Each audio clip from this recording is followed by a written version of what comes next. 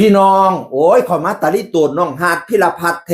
แห่งหมอลำอลังการโชว์เขามาอลังการโชว์ปีแรกก่อนนี่อยู่กับเมียเพลวเผาเสียงท้องพี่น้อง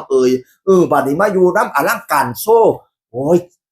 สิถือข้าวต้มครับว่าจากบุพี่น้องแล้วสั่งเคียงเต็งไก่เคียงเล่านั่นละสั่งเคียงสุดเคียงประกอบแต่งตัวเล่านั่นละพี่น้องเป็นเงิน6,000 กว่าบาทพี่น้องสั่งไปต้องโดนแล้วบ่ส่งของไม่แล้วจักเทียแหม อุตริโตนแล้วแต่เห็นมาแล้วเป็นเด็กน้อยก็ได้เนาะผมเป็นเด็กออกมาทำมาหาเงินคนเดียวกว่าผมจะได้เงินแต่ละบาทบางเทียปิดเทอมผมนั่งอยู่หลังเวทีเชียร์ดูรูปภาพเพี้ยนไปเที่ยวผมกระแทบน้ำตาไหล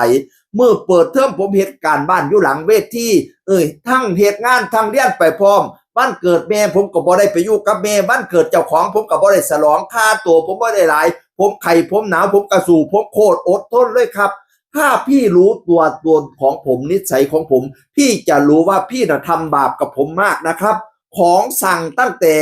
เปิดวงจนจะปิดวงจะ3 เดือนแล้วผมเริ่มสับสนว่าผมเป็นคนดีหรือผมเป็นคนโง่เป็นคนอื่นเขาไม่ทนนะครับภาษาบ้านนั่นน่ะสั่งของเราบ่ได้ตาลิโตนชาติแต่พี่น้องหาดพิรพัฒน์แหมแล้วก็ว่าที่แรกผมยอมรับว่าผมอดทนรอมากๆคิดว่าสิเมบ่โพดเดียวเพราะบ่อยากตัดทางทำมาหากินของคนวงการเดียวกันคิดไปคิดมาสงสารตัวเองได้ยืมขนพี่ๆใส่เวลาขึ้นโซ่วรธรรมจักสิหัวหรือสิให้ความใจดีของผมโอ้ยตาลิโตนแท้อีพอก็เนาะเฮ้ย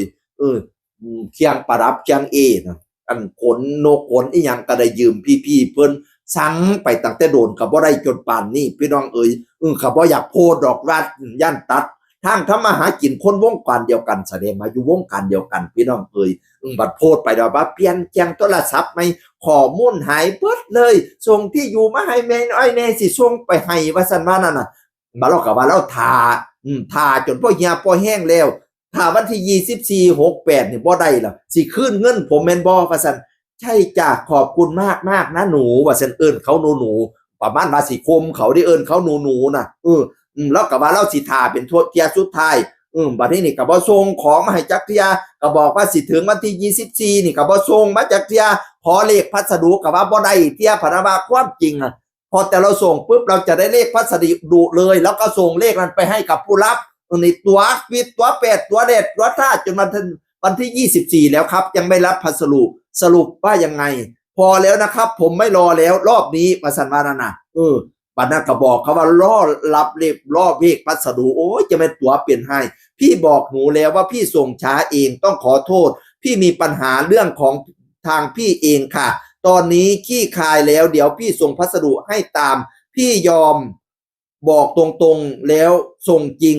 ดีกว่าเสียคนโกหกไปเรื่อยๆพะนะว่าแล้วหนูต้องวางแผนเพื่อรอรับของมันจะเสียความรู้สึกไปมากกว่านี้พี่ก็ศิลปินพี่เข้าใจ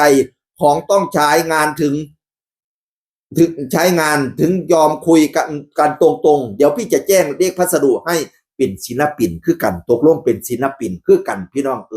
ตอนย่อมรับว่าผิดส่งให้ซ่าแต่ว่าสิส่งให้ยูพะนะว่าเข้าใจยูภาษานั้นน่ะหาดก็เลยว่าปัญหาอะไรผมไม่รู้แล้วครับไม่ใช่เรื่องของผมแต่แท้แน่ผมต้องได้ของครับมีแต่บอกว่ารอบนี้เขาบ่ส่งมาให้จักเทียพี่เข้าใจกับเบาไปบาเข้าใจสุดท้ายกับบ่ส่งมาให้เขาจักเทียพี่น้องสรุปคืนเงินผมจบพี่ไปโพสขายต่อเลยไปขายทั้งอื่นต่อเลยคืนเงินมาให้ผมเพราะผมบ่รอแล้วคือพี่เว้าไปเรื่อยๆผมก็เคยส่งเลขส่งพัสดุ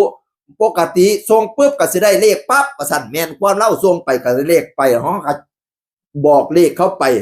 อันนี้ก็ไม่เดี๋ยวพรุ่งนี้กลางคืนพี่ทำเสร็จคอให้หนูดูเลยตกลงทำบ่ทันเสร็จพี่น้องบ่ได้กลางคืนพี่ทำเสร็จจะคอให้หนูเลยตัวไปตะพืดแต่ว่าปานนั้นว่าส่งแล้ว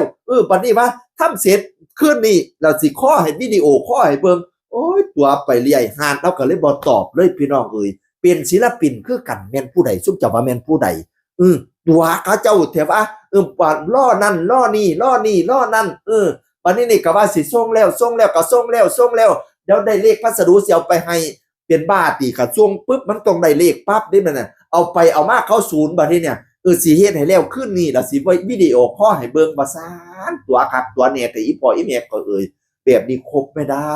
เอออยากรู้จังว่าเป็นใครแต่หลายคนก็มาเมนว่าต้องเป็นคนนี้แน่เลยพี่กระถูกคือกันผมกระถูกคือกันอีสันกระถูกคือกันแสดงว่าคุณไปเห็นมากับหลายคน แมนบอกพี่น้องเสียงอื่นคนเก่าเว้าสู่ฟังสวัสดีครับสวัสดีครับ